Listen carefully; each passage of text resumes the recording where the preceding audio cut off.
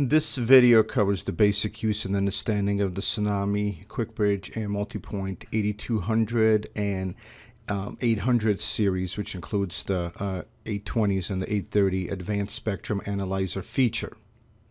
The spectrum analyzer helps to analyze the spectrum for interference and select a relatively low interference channel.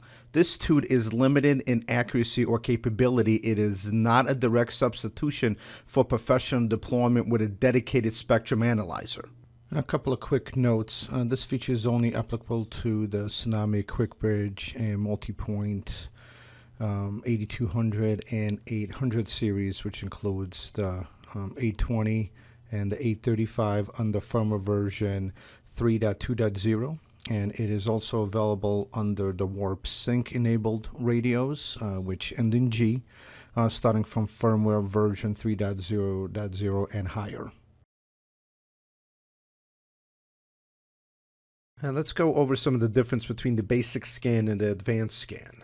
First off, the basic scan shows signal strength in terms of RSSI with a min, max, and an average, whereas the advanced scan shows it as a SNR.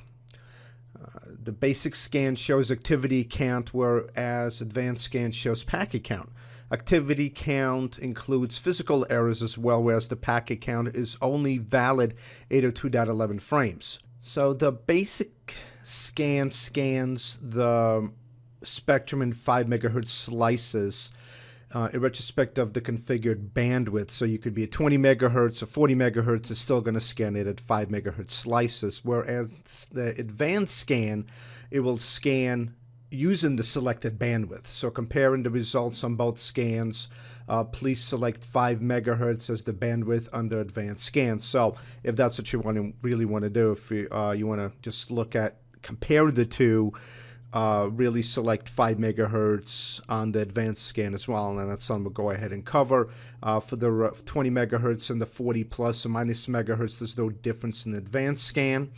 And just a quick note, for more accuracy in the results, increase the number of iterations and scanning intervals, because the displayed activity packet count is based on that instance when the device is on that particular channel. If there is no packet activity at that moment, then nothing's going to get captured. So 2-3 times is a best time frame to go ahead and set. So it'll scan 2-3 times, and then if it missed the first time, you'll be able to catch it the second time, the third time, and it'll just average it out.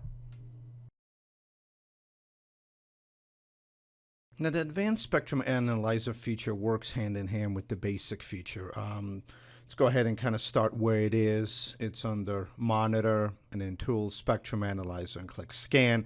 It's going to bring up Basic and then Advanced. Now, we already covered Basic, right? Just a quick one too. Let's just say that if we're using channel 39, what we're going to see is, because this is using a Wi-Fi type scenario, it's going to pick up about 30 megahertz this way and 30 megahertz down this way. So this may look like interference or not, but what we're kind of looking for is kind of like a step down. Right? If we have pretty much everything across about the same even plane, means we have interference. So that's probably going to be the easiest way. Now, as you can see here, I'm pretty much on channel 36. I got some radios here. I also have some radios up in the upper bands as well. Because this uses 5 megahertz slices, it's actually going to pick up a little bit more. Now, the advanced is a little bit different. All right, let's go and click on advanced, and when you click the tab, you're going to basically see this. Already ran a scan here. You have a scan bandwidth, and then you'll be able to do either 5, 10, 20, and then you could do 40 megahertz, either plus or minus. So it will be able to kind of pick up a little bit more. And after you're done, just go click OK. Now, you click Start, and of course, it's going to kind of pick this up. So right now, we are actually using 20 megahertz. That's with a channel bandwidth that I'm currently using. So this is exactly what I want to see. So it's going to go ahead and pick up pretty much what it sees. And you can see it's a little bit different than than the normal. Here you can kind of just see what's out there, but not all of these actually being occupied. It just kind of says that there's some over here, but because it could be in the sideband of the channel, you may not know if it is or is not. Once again, if here it's pretty much in the same plane, the RSSI is all the same, chances are you're going to have an interferer.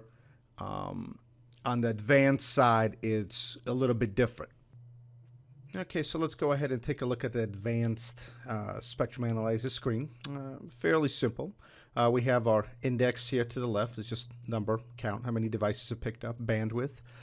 This is our channel bandwidth. Because we are using 20 megahertz, that's what it's picking up. If we were using 5 megahertz, it will pick up 5 megahertz. Here's the channel.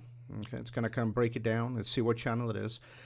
This is again fairly different than the basic, because the basic is scanning at 5 megahertz slices, so it might be picking up this channel, but it's also picking up the sidebands that go along with the channel.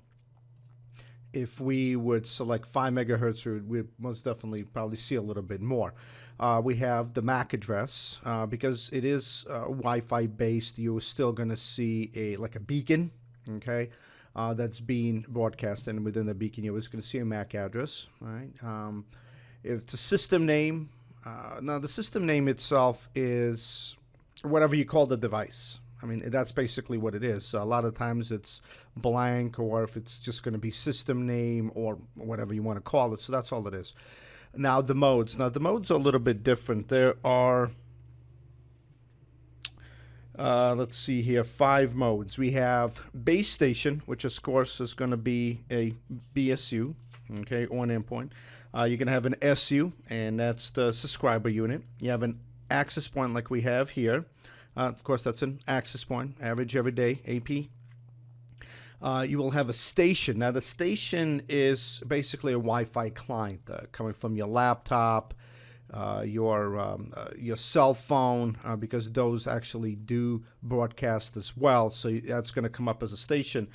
And last, there's going to be one as other. Now, the other is really going to pick up things like IBSS, or an independent basic service set, or better known as ad hoc, where you have 2 devices that are talking to each other. No access point is required, just like 2 laptops talking to each other. It's also going to pick up non-Proxim WORP devices, so you can have other manufacturers that are using the OFDM protocol, and if it's not picking it up as WORP, it's going to pick it up as other. So it's going to tell you there's other point-to-point, point-to-multipoint devices out there. Okay.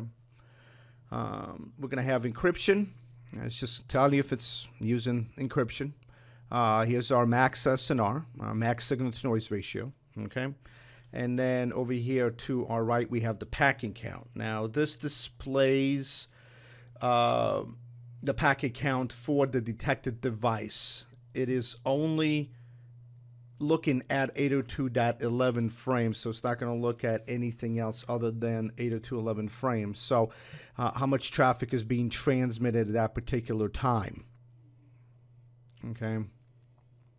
That is basic. Once again, it's fairly simple.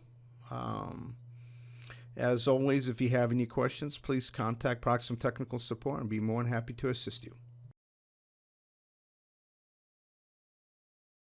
To learn more about Proxim Wireless and our solutions, please visit us at proxim.com or follow us at Twitter @Proxim.